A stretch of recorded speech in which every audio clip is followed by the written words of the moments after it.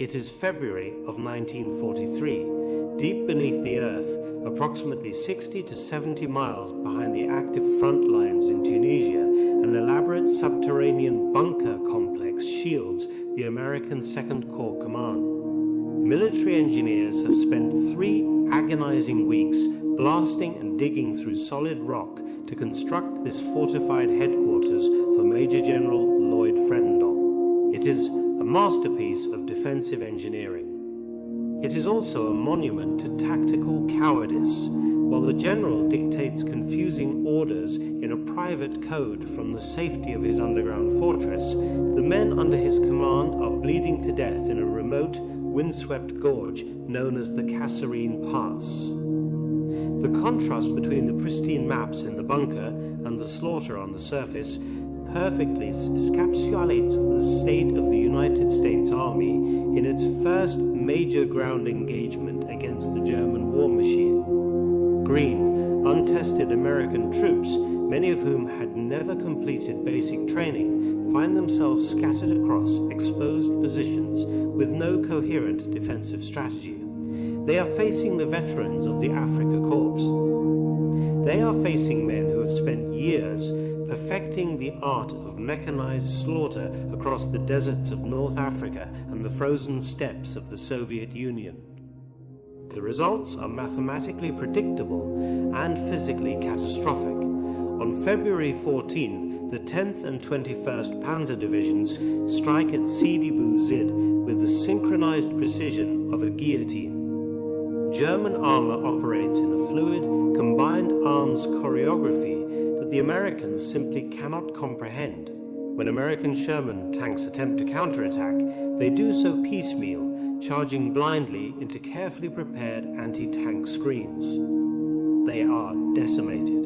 88mm shells tear through the American armor with terrifying ease, reducing multi-million-dollar machines to burning coffins in seconds.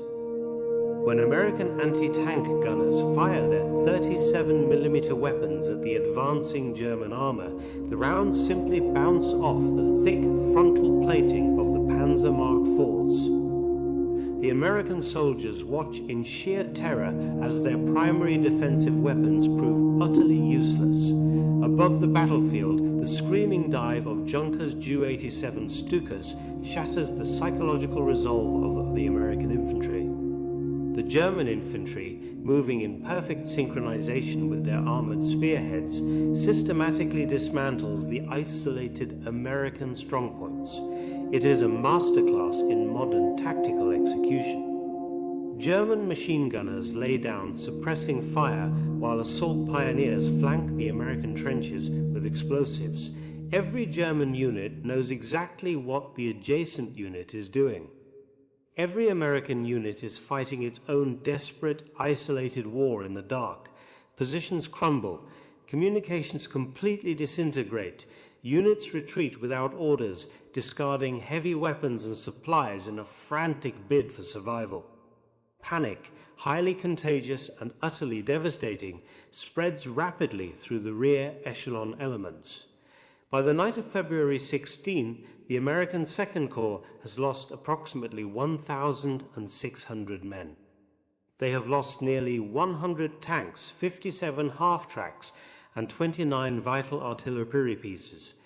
Over the subsequent week, the American forces are pushed back nearly 50 miles in absolute chaos. Total American casualties will eventually exceed 6,000 men, compared to approximately 2,000 losses for the attacking German forces. It is a total, humiliating rout. Mainstream historical narratives often frame the Battle of Kasserine Pass as America's greatest military humiliation of the Second World War. It is frequently cited as proof of American amateurism and the inherent superiority of the seasoned German fighting man. But this interpretation completely misreads the fundamental nature of the conflict. Kasserine Pass was not a fatal blow. It was not the tragic end of an incompetent army. It was a bloody high-stakes beta test. The United States military was not an army in the traditional European sense. It was an industrial corporation transitioning into the business of global warfare. Like any massive industrial system, it required field data to calibrate its algorithms and iron out its operational flaws. The soldiers bleeding in the Tunisian dust were unknowingly providing the critical feedback loop required for a massive system update. The defeat was brutal, but it was absolutely necessary. The German High Command, however, failed to understand this distinction. They looked at the burning tanks and the retreating conscripts and saw only weakness. This brings us to the first nail in the coffin of the German war machine. We can call it the trap of veteran arrogance. From the perspective of a German staff officer studying the battle reports, the American performance at Kasserine confirmed every ideological bias and tactical assumption they held. Field Marshal Erwin Rommel, the legendary Desert Fox, observed the American panic and drew a logical yet fatally flawed conclusion. To the professional German soldier, warfare was an art form that required years of meticulous study, genetic discipline, and battlefield intuition. The Wehrmacht operated on the principle of Auftragstaktik, a decentralized command doctrine that relied heavily on the individual brilliance and experience of frontline officers. They had spent years conquering Europe through fluid maneuver and psychological dominance. Now they were facing an enemy composed of soft, undisciplined factory workers, farm boys, and clerks. The Germans watched the Americans fail to coordinate their artillery, abandon their positions, and panic under Stuka attacks. They concluded that the American soldier was fundamentally incapable of modern mechanized warfare. The intelligence reports flowing back to Berlin painted a picture of an oversized, clumsy, and cowardly opponent. This absolute disparity in combat effectiveness convinced the Axis leadership that the war in the West was highly manageable. They assumed the Americans would need years to recover from such a psychological and structural collapse. They believed that by the time the United States Army learned how to fight, the war in Europe would already be decided. This supreme confidence blinded the Axis commanders to a terrifying underlying reality. They evaluated the Americans using the metrics of a traditional European military hierarchy. In the German system, a defeat of this magnitude would result in severe punishment, a rigid doubling down on existing doctrine, and a culture of concealing failures from the Supreme Command. The Germans expected the Americans to react the same way. They expected the American leadership to cover up the disaster, to blame the troops, and to cautiously retreat into a prolonged defensive posture. They could not fathom that the organization they had just defeated did not operate on pride, tradition, or the fragile ego of a dictator. They were dealing with a pragmatic, ruthlessly efficient machine that viewed failure simply as a data point. The German generals celebrated Kasserine as a definitive victory. They did not realize they had just given the American system exactly what it needed to destroy them. They had handed over the blueprints of their tactical superiority. They had exposed their methods, their pacing, and their combined arms coordination to an enemy that possessed an unmatched capacity to absorb information and replicate it on an industrial scale. The German veteran felt secure in his superiority. He did not know that the clock had just started ticking. The immediate aftermath of the Kasserine disaster revealed the fundamental difference in the DNA of the two opposing armies. In Berlin, Adolf Hitler was increasingly interfering in military operations, demanding blind obedience and issuing blanket orders that forbade tactical withdrawals. In the German system, a battlefield failure of this magnitude would often result in scapegoating, the dismissal of talented commanders, or the execution of officers accused of cowardice. The American response was entirely different. Within days of the defeat, the Supreme Allied Commander, General Dwight D. Eisenhower, initiated a brutal, uncompromising autopsy of the entire operation. He personally visited the shattered frontline units, his staff cars navigating through roads littered with the burned-out hulls of American armor.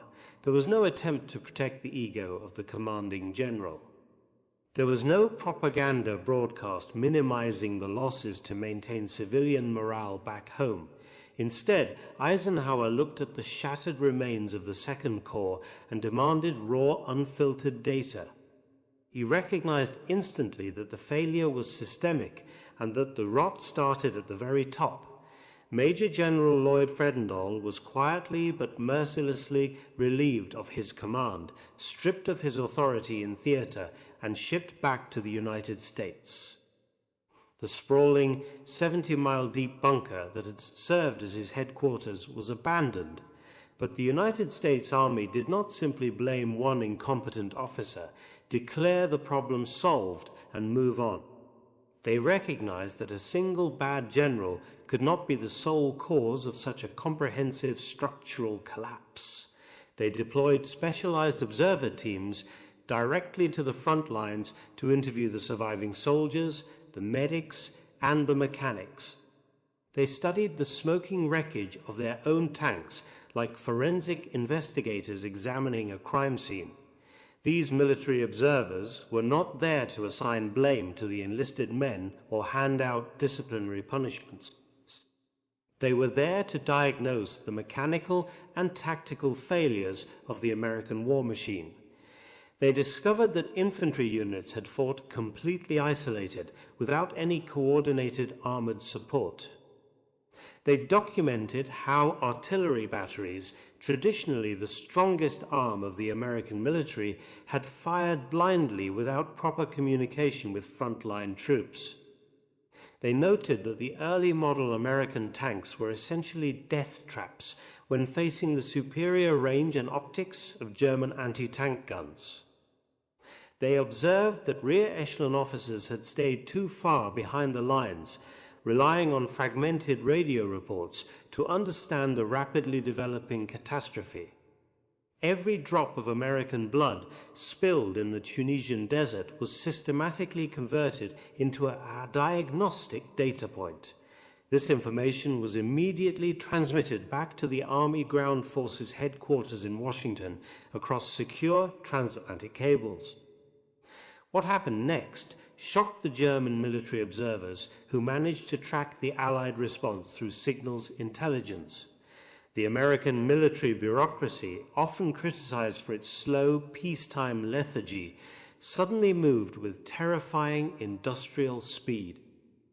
The lessons learned at Kasserine were institutionalized, printed, and published in training bulletins within a matter of weeks. These institutional reforms began immediately in mid-February, even before Patton's arrival. The Fire Direction Center protocols and combined arms doctrines were already being implemented when Patton took command on March 6. These bulletins bypassed standard, sluggish bureaucratic channels and were rapidly disseminated to combat units across all global theaters of operation. The feedback loop was incredibly tight and unforgiving. Back in the United States, training programs that had been designed in the safety of the late 1930s were violently ripped apart. They were completely rebuilt based on the fresh, bleeding data from the North African front. Replacement training cycles were immediately and drastically adjusted. When combat reports indicated that rushed, 8-week training programs were producing excessive casualties among the green replacements, the Army did not hesitate. They simply expanded the basic training cycle to 17 weeks, absorbing the logistical nightmare of delaying troop deployments to ensure better survival rates. They did not cling to outdated doctrines developed in peacetime classrooms by theorists who had never heard a shot fired in anger. They adapted their entire educational infrastructure to match the brutal, mechanized reality of the German panzer divisions. Logistics officers reorganized supply lines, ensuring that bazookas and heavy anti-tank weapons actually reached the infantry before the enemy tanks arrived. Maintenance battalions rewrote their manuals on tank recovery, figuring out how to drag damaged Shermans off the battlefield and repair them overnight. The anti-tank doctrine was completely overhauled. Before Kasserine, American commanders believed that tank destroyer battalions should be held in reserve to chase down German armored breakthroughs. The battle proved this theory was suicidal. The agile German panzer commanders simply bypassed or ambushed the lightly armored tank destroyers. The observers concluded that infantry needed their own organic, heavy anti-tank defense integrated directly into their front lines. They recognized that tanks must fight alongside the infantry, not operate as an independent cavalry force roaming the desert. This fundamental shift in tactical thinking was written, approved, and integrated into the field manuals of divisions that were still training in the mud of Louisiana and the deserts of California. The Wehrmacht had unknowingly trained their own executioners. This was the true, terrifying American superpower. It was not individual bravery, though the men trapped at Kasserine fought with desperate, isolated courage. It was not superior technology, as their weapons were clearly outclassed at this early stage of the European war. It was the institutional capacity to learn from abject failure. It was the ability to discard broken methods and to implement new tactical solutions on an industrial scale faster than any military organization in human history. While the rigid German army punished its officers for adapting to bad situations, the American army rewarded adaptation and distributed it globally. The slaughter at Kasserine Pass was the brutal spark that ignited this learning engine. On March 6, 1943, the American learning machine installed its most violent operating system update. Major General George S. Patton arrived in Tunisia to take command of the shattered Second Corps. His mission was not to invent new tactics, but to ruthlessly enforce the reforms already designed by Eisenhower's staff in the brutal aftermath of Kasserine. The United States Army finally realized the precise nature of the professional, ruthless enemy they were fighting. To survive the coming campaigns, the amateurs had to become cold, calculating professionals. They had to do it immediately, before the Axis forces could consolidate their victories and launch their next major offensive toward the sea. They needed a catalyst to force this newly learned aggressive doctrine into the minds of the demoralized men of the Second Corps. They needed a commander who understood the violence required to rebuild a shattered army while in direct contact with the enemy. They needed a man who could purge the fear of the Wehrmacht from the American infantrymen and replace it with disciplined fury. They found him in a man who would soon become the most feared Allied general on the entire Western Front. The United States Army did not need a cautious tactician at this precise moment. It needed an executioner. It needed a force of nature capable of overriding the deep psychological trauma inflicted by the German panzer divisions. When Patton assumed command, he found a military organization in a state of operational paralysis. Officers were establishing their command posts far to the rear, safely out of artillery range. Discipline was shockingly casual. Soldiers were wandering around in mixed uniforms, ignoring salutes and leaving their weapons uncleaned. The men of the Second Corps were acting exactly how the Germans expected them to act. They were acting like a defeated, demoralized militia. Patton did not begin his tenure with an inspirational speech about democracy or the grand strategy of the Allied forces. He began with a ruthless, almost tyrannical enforcement of the most basic military regulations. He issued immediate orders that terrified his own staff almost as much as they worried the enemy. Every soldier, regardless of rank or duty station, was required to wear their heavy steel helmet at all times. Even support troops and mechanics in rear areas were fined heavily if caught without their helmets. Neckties were mandated, saluting was rigorously enforced. To the casual observer and to many bitter enlisted men, this seemed like the petty tyranny of a peacetime parade ground general. But from a forensic psychological perspective, it was a brilliantly calculated override of the Army's central nervous system. Patton understood that panic is a byproduct of indiscipline. If a soldier can be trained to obey a seemingly pointless order about a necktie in the sweltering desert, his brain is being conditioned for automatic compliance. When that same soldier is later ordered to hold a trench line under the screaming dive of a Stuka bomber, the habit of obedience will override the biological instinct to run. It was not about the helmets, it was about rebuilding the binary code of military discipline from the ground up. Having rewired the psychology of the enlisted men, Patton then turned his attention to the officer corps. This was where the true, brutal nature of the American adaptation became evident. Patton found that the chain of command was deeply compromised by a culture of caution.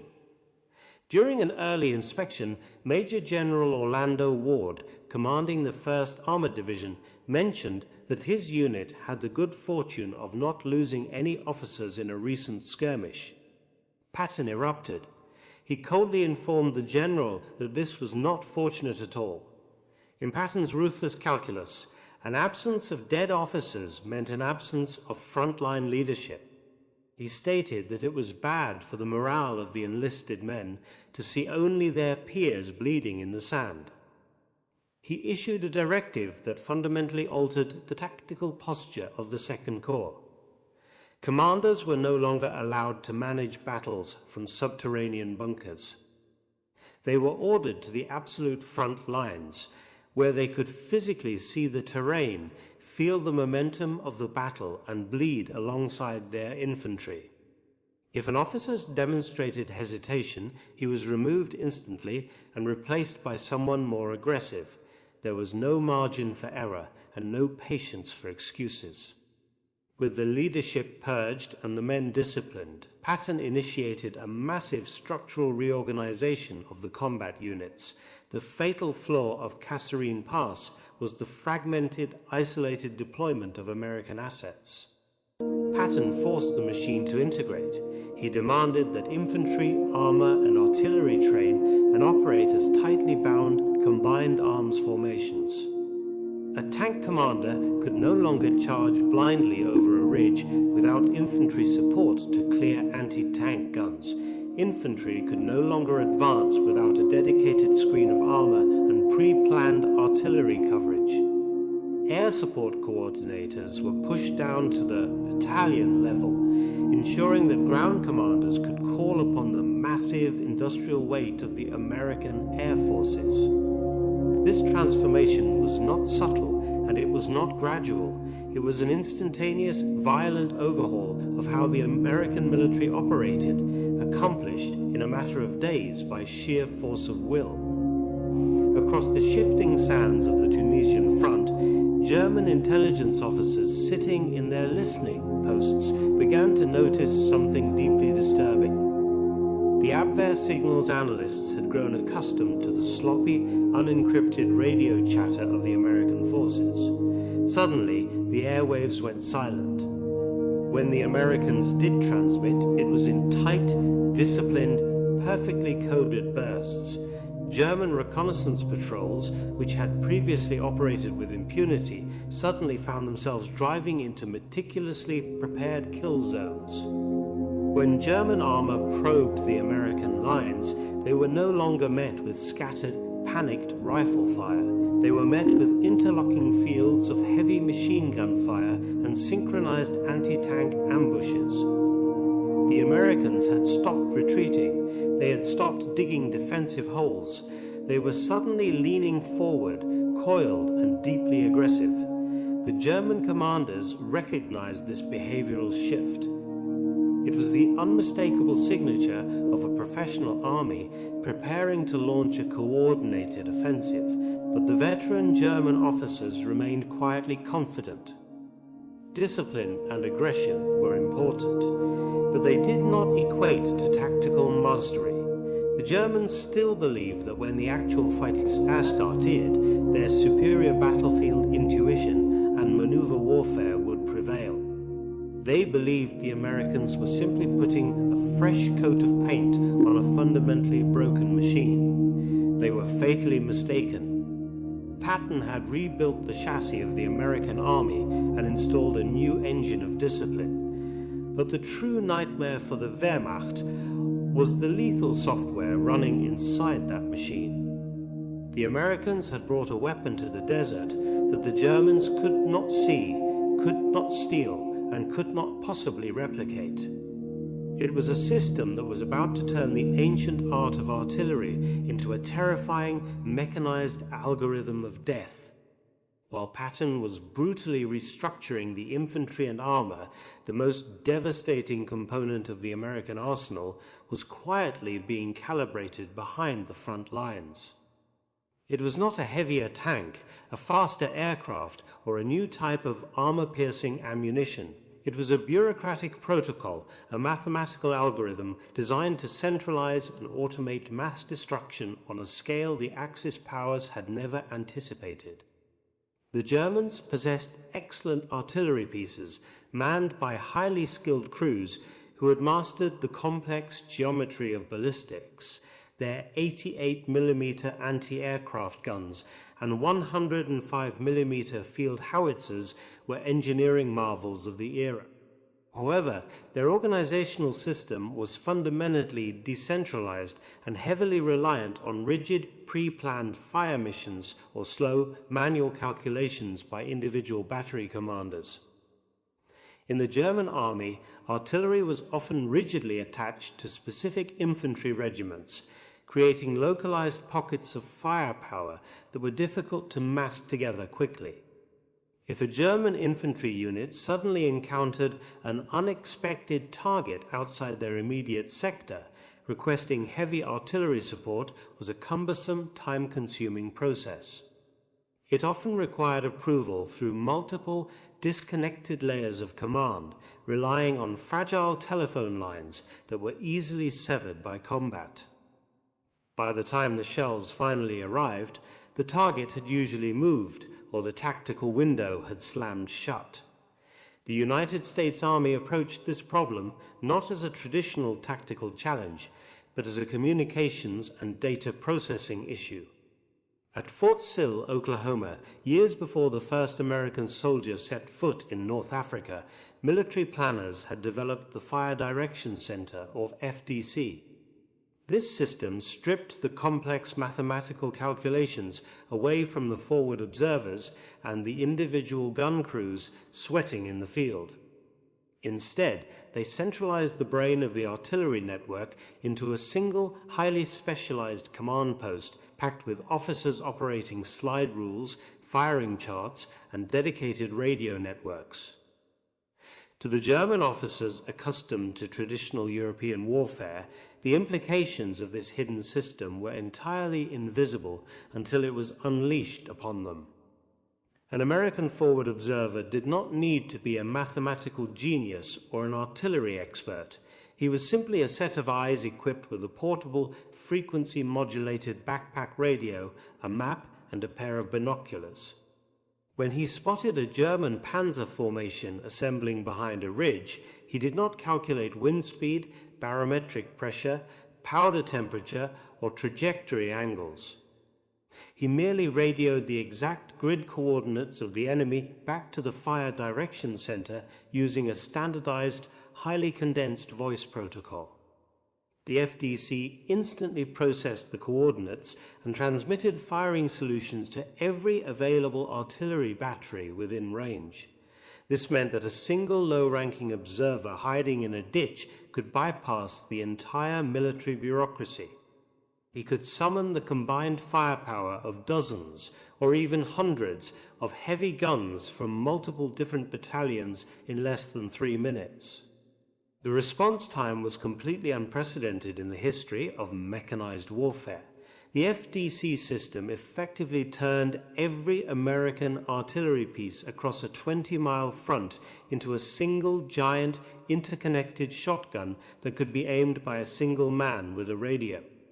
But the sheer volume and speed of the fire were only the baseline of this mechanical terror. The true psychological nightmare that the FDC algorithm produced was a technique known as time on target.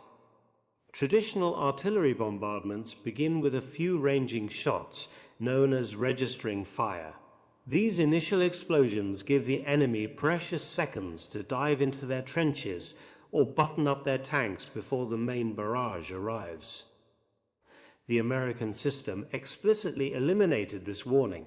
Because the FDC controlled all the guns across a wide geographical area, they could calculate the exact flight time of a shell from each specific battery to the target. They executed a time-on-target strike, with shells from batteries miles apart arriving simultaneously at the exact same millisecond. For the German soldiers on the receiving end, there was no distant booming followed by a warning whistle. There was no time to react, no time to hit the dirt, and no time to pray.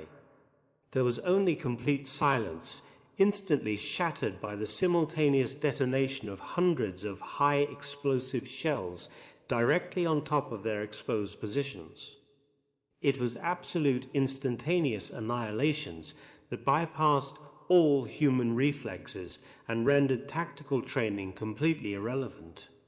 The veterans of the Afrika Korps, who had survived the vast artillery duels of the Eastern Front and the British bombardments at El Alamein, had never experienced anything like this kind of automated mathematical violence. They relied on their battlefield instincts to survive, listening for the sound of incoming fire, to judge distance and take evasive action. But instincts are useless against an enemy that drops the sky on your head without making a single sound beforehand. Furthermore, this complex FDC algorithm was backed by a logistical reality that German commanders simply could not comprehend. An artillery network that can fire hundreds of guns simultaneously requires an astronomical consumption of ammunition. The German war economy, already straining under Allied blockades and the vast logistical nightmares of the Russian steppes, forced its gunners to carefully conserve their shells. German artillery was a precision tool, used sparingly and deliberately. The Americans suffered no such limitations.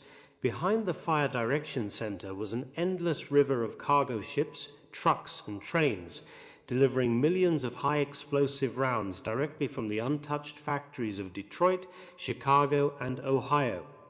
The United States Army preferred to spend artillery shells rather than American lives. They preferred to spend artillery shells rather than American lives. The clumsy amateurs they had mocked at Kasserine had finally connected their high-frequency radios to their heavy guns.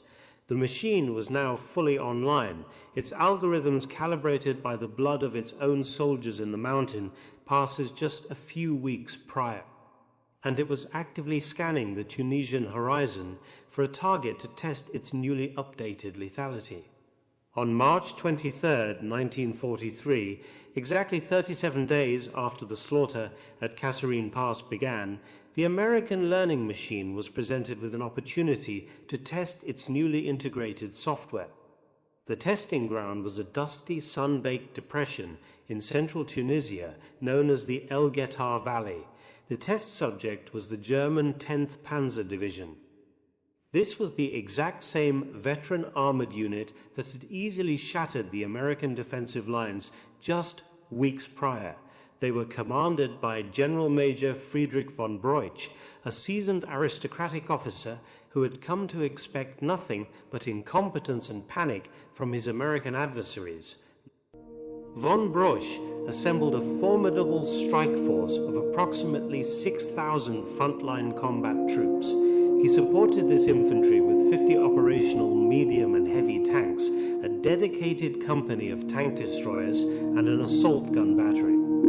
According to traditional German military logic, this concentration of mechanized power should have been more than enough to punch through any defensive line manned by the demoralized 2nd Corps.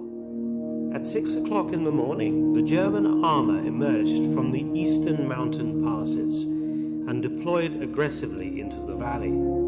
They advanced in a flawless three-sided wedge formation, with heavy tanks forming the armored screen, supported closely by motorized infantry riding in half-tracks and motorcycle sidecars. The German artillery remained securely at the start line, preparing to fire over the advancing armor to suppress the expected American panic. It was a textbook display of blitzkrieg tactics, executed with the terrifying precision that had conquered most of Western Europe. As the panzers swept forward in the morning light, they easily overran the outermost American infantry listening posts. The initial moments of the battle seemed to follow the exact script written at Kasserine. 2 heavy German tanks pushed so aggressively forward that they approached within striking distance of the headquarters of the American 1st Infantry Division. Inside the command post, terrified staff officers urgently advised their commander to evacuate to a safer location in the rear before the position was overrun. The commander was Major General Terry de la Mesa Allen, a notoriously aggressive officer who had fully absorbed General Patton's ruthless new operational doctrine. Allen refused to retreat a single inch. According to unit historians who witnessed the exchange, Allen loudly declared that he would absolutely not pull out, and he promised to personally shoot the first bastard who tried to flee. This absolute refusal to yield ground was the first indication to the advancing Germans that the psychological profile of their enemy had fundamentally changed. The Americans were no longer running. They were dug into deep, meticulously interconnected trenches, their weapons cleaned, their helmets strapped tightly to their heads, waiting in total silence. The 10th Panzer Division had covered approximately half the distance to the town of El Guetar when the leading tanks suddenly detonated a massive, carefully concealed American minefield. This was not a hasty, disorganized scattering of explosives left by a retreating army in panic. It was a dense, mathematically plotted engineering obstacle designed specifically to break the momentum of a mechanized assault.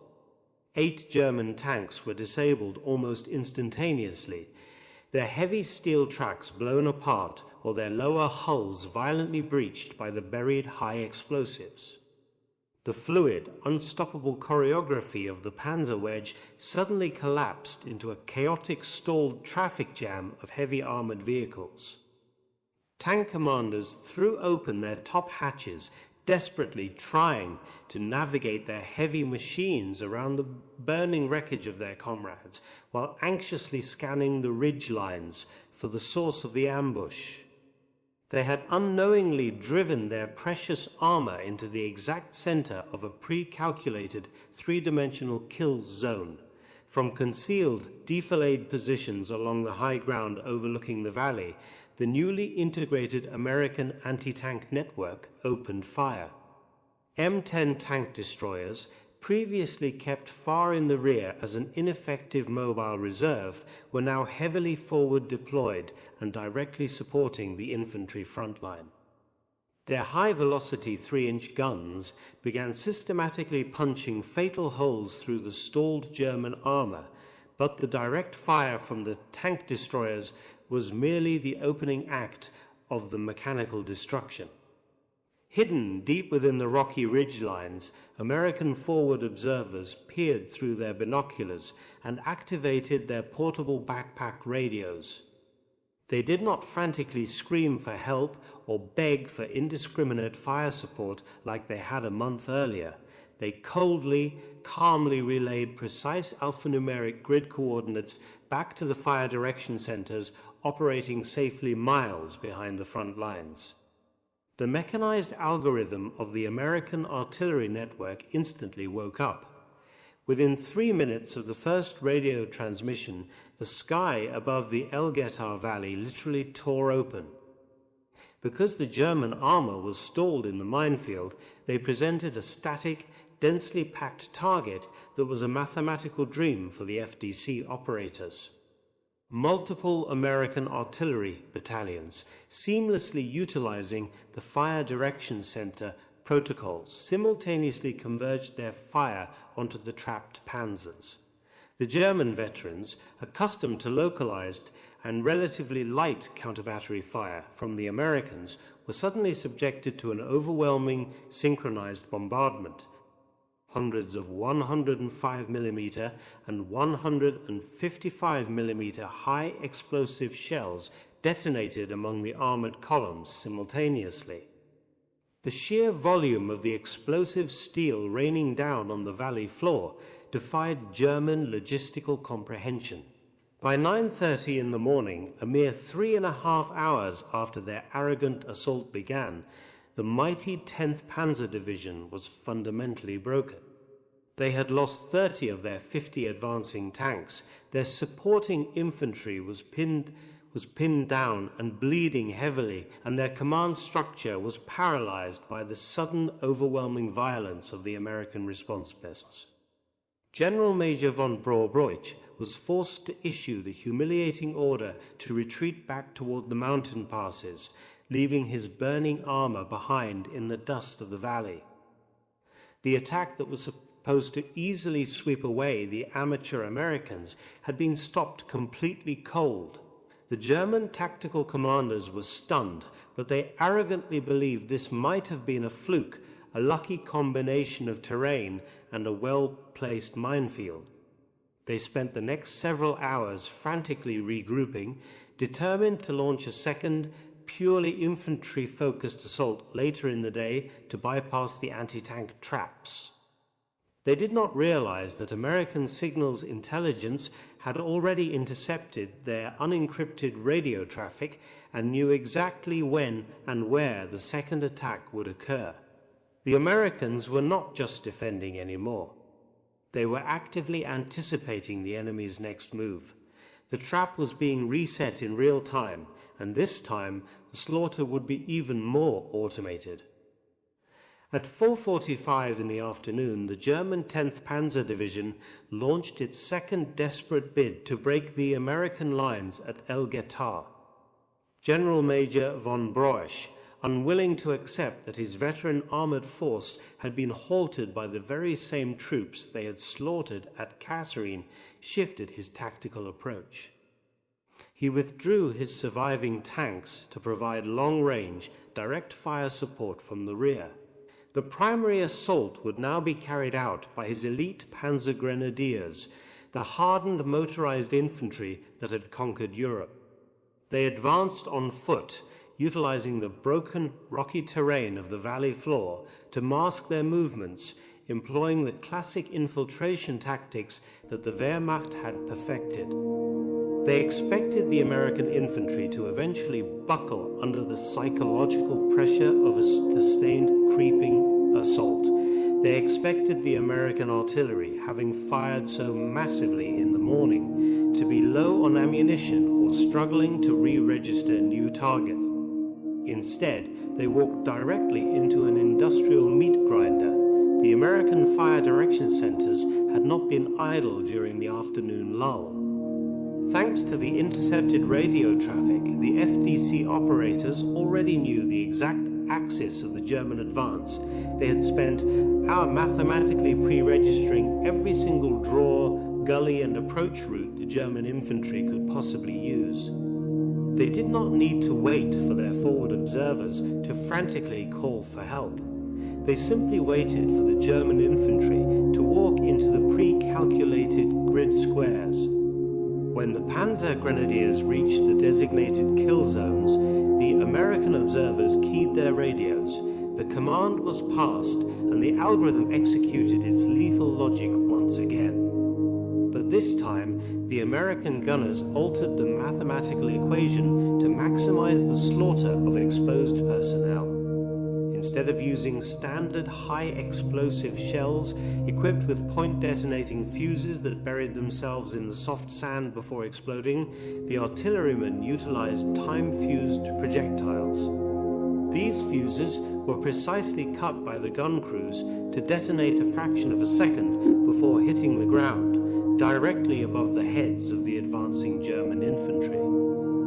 For the veteran Panzer Grenadiers, this was a tactical nightmare from which there was no physical escape. When a standard artillery shell hits the ground, a soldier can survive by diving into a trench, pressing himself flat into a shell crater, or hiding behind a rock outcropping. The earth absorbs the brunt of the lateral shrapnel, but an airburst shell explodes 30 feet in the air, creating a downward projecting cone of lethal jagged steel. Trenches become useless. Defilade positions offer no cover. The German infantry found themselves pinned to the valley floor, completely immobilized, while the sky above them literally exploded. The sheer volume of the American barrage was incomprehensible to the German company commanders.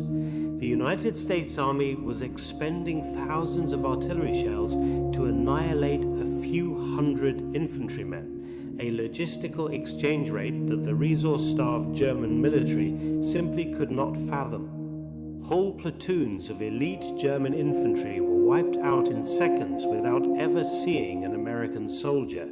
The assault quickly disintegrated into a desperate scramble for survival. The carefully coordinated German offensive shot into isolated pockets of men, terrified to move, pinned down by a wall of falling steel. The German battalion commanders desperately tried to coordinate a fighting withdrawal, but their communication networks were shredded. Radio antennas were sheared off by the flying shrapnel, and field telephone lines were vaporized by the constant impacts.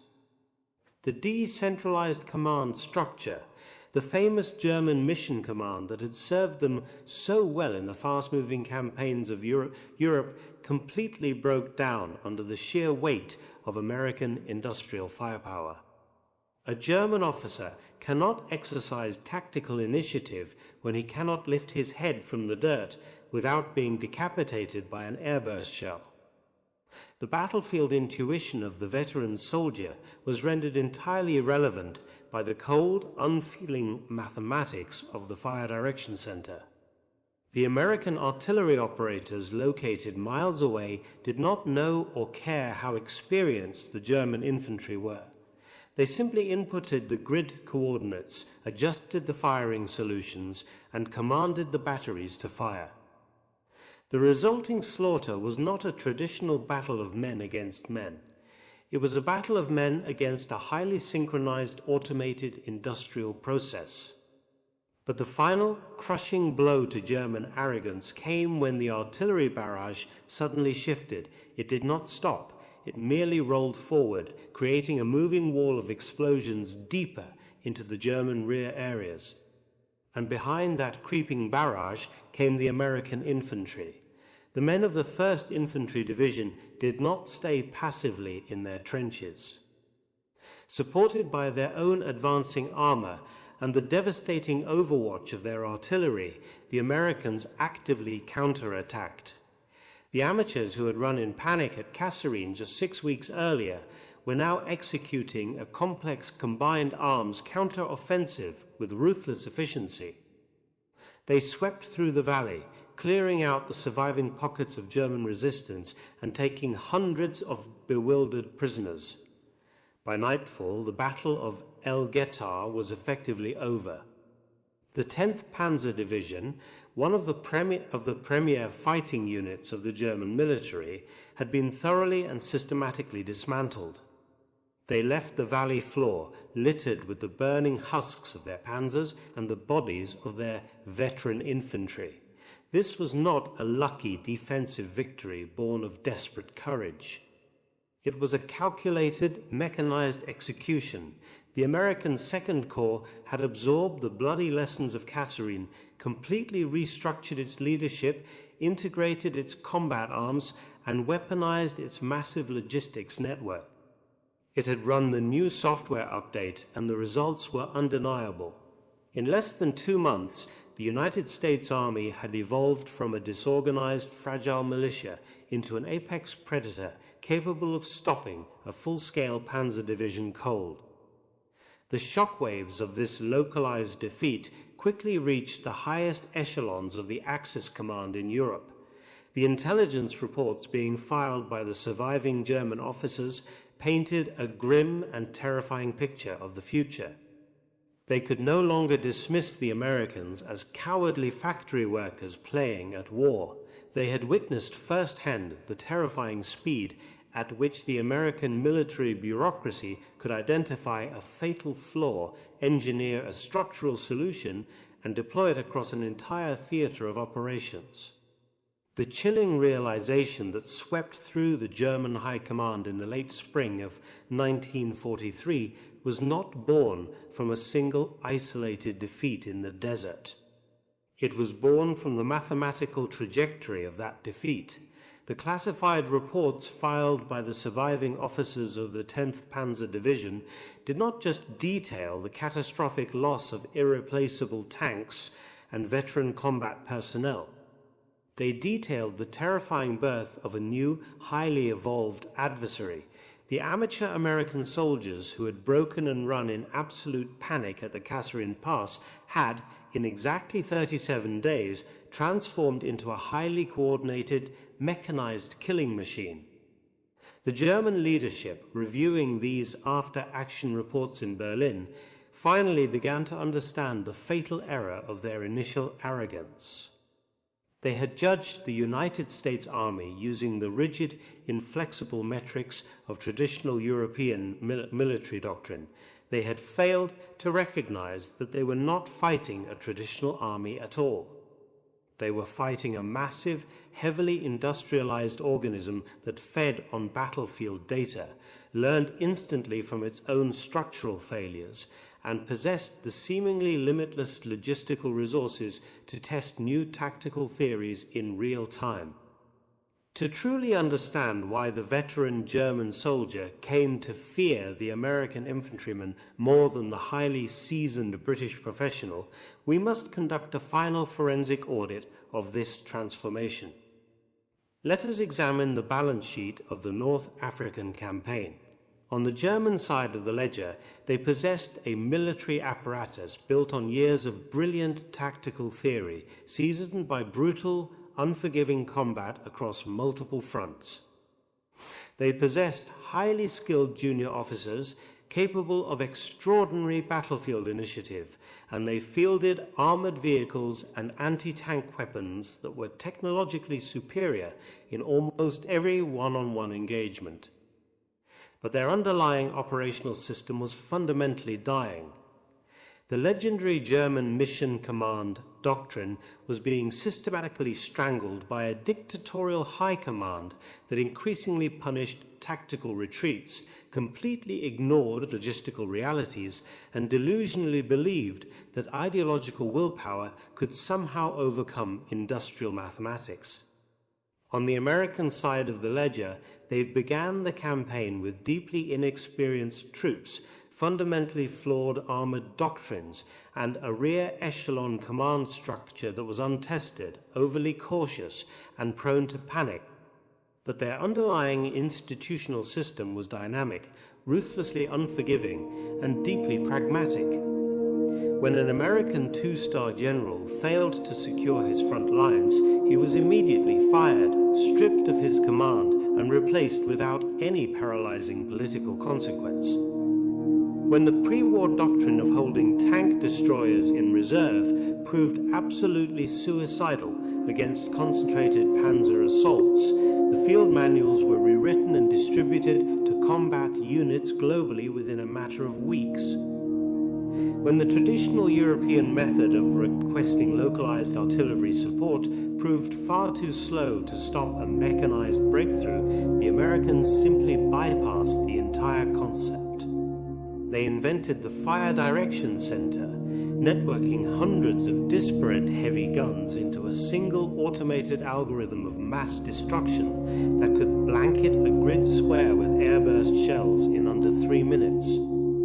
Most importantly, this American learning machine was backed by an untouchable, ocean-spanning industrial base. The United States could easily replace a destroyed Sherman tank and ship it across the Atlantic in a matter of days. Meanwhile, a destroyed German Panzer Mark IV burning in the Tunisian desert was a permanent, absolutely irreplaceable subtraction from the Wehrmacht's dwindling global inventory. The verdict of this historical audit is stark and undeniable. The true, paralyzing terror of the American way of war was not its initial battlefield perfection, but its terrifying speed of institutional adaptation. The British Army was highly dangerous, but they were largely predictable. They fought methodical, carefully planned, mathematically sound, set piece-piece battles. A German commander, seeing Field Marshal Montgomery, knew roughly what to expect, how the artillery would fall, and could plan his defensive countermeasures accordingly. The Soviet army was dangerous because of its sheer, overwhelming geographic mass and its terrifying willingness to absorb astronomical casualties to achieve a breakthrough. But the American army combined the crushing industrial weight of the Soviets with an unmatched capacity for rapid, decentralized learning. Defeating an American unit in battle did not break their ultimate resolve. It merely taught their surviving officers your specific tactics, violently exposed their own internal weaknesses, and triggered an immediate, overwhelmingly violent structural correction. The brutal transformation from the bloody rout at Kasserine Pass to the mechanized slaughter of the 10th Panzer Division at El Ghetar stands as one of the most remarkable operational recoveries in the history of modern warfare. It was a deeply traumatic transition, purchased entirely with the blood of thousands of young American men who were thrown into the terrifying crucible of mechanized combat before they were truly ready. As we analyze the shifting tactical doctrines, the complex logistical algorithms, and the massed time-on-target artillery barrages, we must always remember the human cost. Behind the strategic victories were individual soldiers. They were young mechanics from Detroit, farmers from Iowa, and clerks from New York, who were suddenly forced to endure the unimaginable psychological terror of the screaming dive bomber and the heavy tank. Despite the initial panic, despite the horrific casualties, and despite the failures of their highest commanders, they somehow found the internal discipline to hold the line, adapt to the violence, and ultimately dismantle the greatest military machine Europe had ever seen. Because the cost of this bloody education was staggering, but the lesson it taught the Axis powers sealed their ultimate historical fate. They had eagerly awakened a sleeping industrial giant, but far more terrifyingly, they had actively taught that giant exactly how to fight. If you found value in this forensic examination of military adaptation and historical truth, I invite you to share your thoughts in the comments below. What other historical moments of rapid institutional learning do you think deserve a deeper, more objective analysis? Consider subscribing to join our community of history enthusiasts as we continue to dissect the forgotten tactical realities and cold logistical truths that shaped our modern world. Until next time, remember that the most dangerous enemy on the battlefield is never the one who starts out the strongest. It is the one who learns the fastest, adapts the quickest, and never stops upgrading their arsenal.